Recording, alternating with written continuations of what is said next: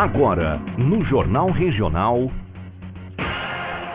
Nossos Direitos. Com a participação do Dr. Adriano Ponce, juiz de Direito do Juizado Especial Cível de Lins e também professor pelo curso de Direito do Unisalesiano de Lins. Olá, doutor, muito boa tarde, obrigado pela participação mais uma vez. Boa tarde, Caio e ouvintes da Regional. O assunto hoje é a forma como acontecem os procedimentos de apreensão e também a restituição de bens e valores nas ocorrências policiais, né, doutor? Pois é, eu penso que a gente deveria refletir um pouco melhor sobre isso, porque o ato de apreender um bem ou valor, ele tem que ser devidamente motivado pelo policial, tanto pelo militar que atende a ocorrência, quanto pela autoridade policial, pelo delegado de polícia, quando opta por efetivar essa apreensão, né? E quando é que um bem pode ser apreendido, né? Via de regra, claro, quando se trata de um instrumento de crime ou de um produto de crime ou quando o bem tem a origem suspeita, quando tiver de ser averiguada essa origem. Então esse bem é apresentado pelo policial delegado, que deve fazer um juízo de valor, não é? Sobre a necessidade da apreensão, Caio, documentar tudo isso muito bem documentado, descrever detalhadamente esse bem no auto de exibição e apreensão e fornecer uma cópia para a pessoa interessada para que sirva como recibo, não é?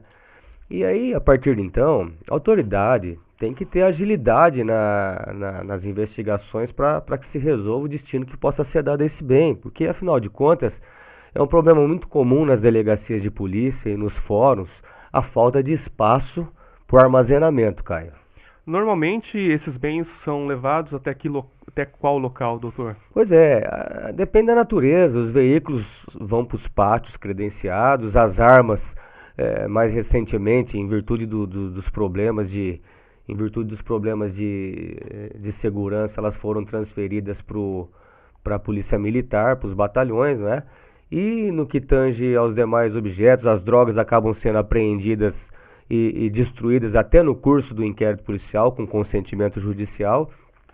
Mas o que precisa ficar claro é que o delegado não pode ser refém da apresentação do objeto pelo policial militar. Tem que analisar e, se for o caso, não tem nem que apreender, podendo consignar na ocorrência, por exemplo, as suas razões. E, aliás, devendo, né? Porque, como eu disse, tudo que se resolver ali naquele momento tem que ser muito bem documentado e justificado, para que as pessoas possam, inclusive, tomar as providências para reaver esses objetos, né?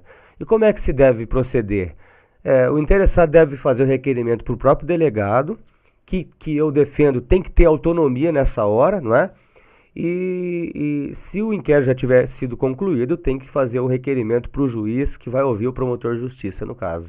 Em que casos costuma haver essa apreensão de bens que acaba, às vezes, sendo de maneira incorreta, doutor? O senhor poderia citar? Uma coisa que me chama bastante atenção é a questão dos telefones celulares, né? Criou-se, no âmbito da polícia, uma mania de se apreender telefone celular. E, em muitos casos, essa apreensão não é necessária e nem minimamente justificada. O que eu sustento é que a gente deva analisar caso a caso, né? Mas, por exemplo, às vezes a polícia recolhe lá 2, 3, 4 telefones celulares de pessoas que nem são diretamente ligadas ao fato delituoso. O inquérito é concluído, remetido ao fórum, e esses celulares vão para o Instituto de Criminalística para que seja feita a descrição de ligações e de agenda, né? E muitas vezes o delegado remete esses objetos para o fórum e os respectivos laudos, Caio, sem dizer minimamente para que serviram aquelas informações ou para que servirão, e também sem dizer qual seria o melhor destino a ser dado aos objetos. O que eu tento sempre cobrar das autoridades policiais quando atuam em ações penais é justamente esse esclarecimento. Você precisa da manutenção da apreensão e por quê? Ou a justiça pode promover a restituição, né?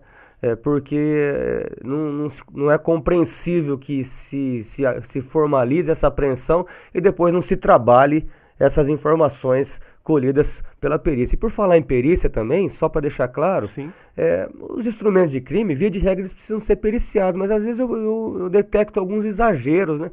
Se o indivíduo agrediu o outro com tijolo, por exemplo, não se justifica remeter o tijolo para o Instituto de Criminalística. Todos os tijolos são iguais. Né? Pois é, basta que ele seja apreendido, e tem que ser mesmo, porque se é instrumento de crime a gente tem que aprender para analisar até a potencialidade lesiva e tudo mais, mas basta descrever lá as medidas e o peso aproximado. Então, entupir os peritos com laudos dessa natureza não me parece razoável. Agora, doutor, a respeito dessa restituição dos bens, o senhor falou há pouco, né, na maior parte, costuma se dar de maneira, como que é o processo, o senhor já falou, mas isso costuma demorar, costuma levar por quanto tempo? Pois é, não deveria demorar, não é? Se o pedido é feito ao delegado, ele tem que responder fundamentadamente. É claro, gente, que nós estamos tratando de situações em que o interesse público deva prevalecer, então, por isso que muitas vezes a pessoa acaba tendo de ficar um tempo sem os seus bens. Agora, esse tempo não pode passar do razoável, né? E quando o inquérito é encaminhado para a justiça, a autoridade policial, como eu disse, tem que necessariamente opinar sobre o que vai ser feito com os objetos, né? Em relação aos objetos, é muito comum, por exemplo, que se suspeite da origem deles, né? E aí, para algumas pessoas, você precisaria exibir a nota fiscal. Mas aí eu te pergunto, né, Caio? Quem é que tem nota fiscal em casa de tudo aquilo que possui? Até porque com o tempo a gente acaba descartando. Claro, né, ou muitas vezes você adquire um objeto usado. Por isso que a prova da propriedade do bem pode ser feita por qualquer meio, inclusive por testemunhas. É um exagero restringir a devolução, a apresentação de documento fiscal quando o indivíduo consegue convencer a autoridade por outros meios que é realmente o dono. E quanto ao terceiro de boa-fé, Caio, é bom deixar claro, né? A lei protege esse terceiro de boa-fé. Então, se porventura um indivíduo praticar um delito fazendo uso do veículo de terceira pessoa, essa terceira pessoa vai ter todas as condições de pleitear a restituição desse bem e, é claro, a análise vai ser feita caso a caso. Doutor Adriano Ponce, juiz de Direito do Juizado Especial Cível de Lins e também professor pelo curso de Direito do Unisalesiano. Muito obrigado mais uma vez pela participação. Mais alguma informação a complementar, doutor? Não, é só isso. Eu só ia sugerir, né, para terminar aqui, eu é que agradeço mais uma vez a atenção, que você, na sua casa, aí, você que está me ouvindo, que você, dentro do possível, identifique os bens, os seus bens. Por exemplo, hoje nós temos o celular, que facilita muito esse processo. Então, fotografe a sua televisão, o seu aparelho de DVD, o seu equipamento de som e especialmente fotografe aquele número de série que fica normalmente na parte de trás dos equipamentos. Por quê?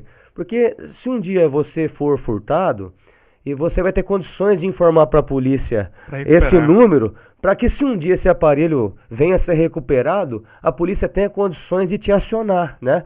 E, inclusive, com a fotografia fica muito mais fácil quando a polícia vai fazer uma busca na casa de um suspeito, por exemplo, eventualmente recuperar o aparelho. Até o governo do estado lançou recentemente uma campanha incentivando as pessoas a identificarem o seu número do e-mail, né? Essa sigla lá a que fica ali atrás do celular. Quanto ao telefone celular, para o caso de ser roubado, né? Mas muitas vezes eu me pergunto, né? Será que é muito difícil a gente ficar atento a guardar esse número, né? Porque ele fica muito escondido ali atrás da bateria. Pois é por isso que eu venho aqui alertar. Preciso criar esse hábito mesmo. Esse hábito de fotografar aquilo que você tem, com o celular, em poucos minutos você registra quase tudo aquilo que é ou pode ser alvo de ladrão.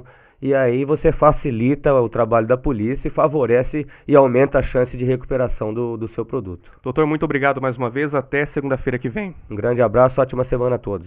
Tá certo, 12h46, a gente volta já com o Jornal Regional.